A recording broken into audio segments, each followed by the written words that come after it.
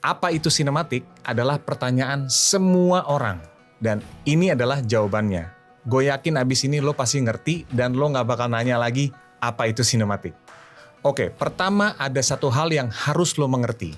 Sinematik itu adalah kata sifat, bukan kata benda. Nah, kalau gue harus sederhanakan, rumus sinematik itu apa adalah gini. 1 ditambah 1 sama dengan 1. Gue jelasin. Kalau lo nanya apa itu sinematik, sebenarnya itu adalah pertanyaan yang kurang tepat menurut gue. Karena lo nggak bisa tuh menunjuk sesuatu, video atau gambar, terus lo bilang, nah itu sinematik. Nggak bisa kayak gitu. Gue kasih contoh. Ini adalah iPad. Nah, menurut gue iPad ini canggih. Tapi ini bukan canggih. Ini iPad. Dia punya sifat canggih karena ada karakteristik, ada atribut, ada fitur-fitur yang melekat pada dirinya yang membuat gua bilang iPad ini canggih. Tapi karena canggih itu sendiri adalah kata sifat, jadi subjektivitasnya tuh lumayan tinggi.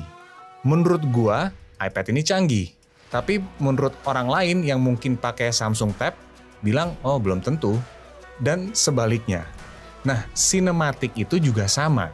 Menurut gue satu gambar, satu video itu sinematik, menurut lo belum tentu. Dan sebaliknya. Nah, menurut gue itu nggak masalah.